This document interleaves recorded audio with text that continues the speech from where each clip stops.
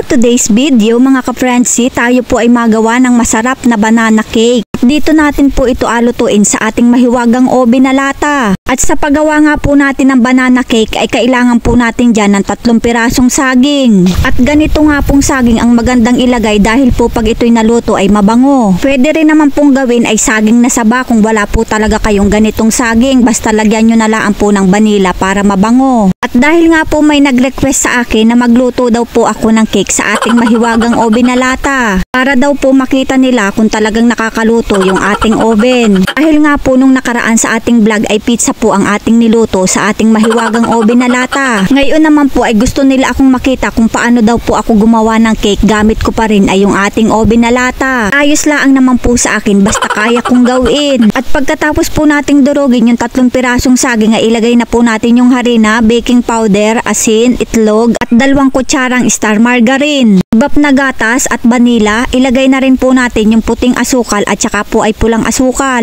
At para po mag-iwas pakla ay naglagay po tayo dyan ng 1 tablespoon na baking soda. At haluin laan po natin ng haluin yan hanggang sa mag-mix yung ating mga nilagay. At dahil nga po madali lang itong gawin ay pwede rin po ninyo itong gawing pang negosyo. Pag nahalo na nga po natin yan ay pwede na natin yang kainin. Uy, hindi pa. At pahiran po natin ng star margarine yung ating lagayan para hindi po dumikit. Pagkatapos nga po nating pahiran ng star margarine ay lagyan na po natin ng wax paper. At pahiran po uli natin ng star margarine para po pag tinanggal natin mamaya ay hindi mahirap tanggalin. At ilagay na po natin dito yung ating lulutuing banana cake. At wag po nating apunuin yan dahil yan po ay maalsa pa. At sa 3 pirasong saging nga po dyan ay nakagawa po tayo ng 2 pirasong tab. Pwede naman po talaga itong pang negosyo dahil hindi ganong kamahalan ang ating nagastos. At ilagay na nga po natin ito dito sa ating mahiwagang oven nang maluto na. Ay ayos din po ba yan naman aring oven natin at kasya ang 2 tab. At takpan na nga po natin itong pangmalakasan nating oven ay talaga naman pong ang dami ko dining naluluto kahit ari paganari-ganari laang. Pagkatapos nga po ng 35 minutes ay ayan luto na po yung ating banana cake. At talaga naman pong napakaganda ng ating pagkakaluto. Parang niluto mulaan din po siya sa dekuryenteng oven. Kaya naman po pwede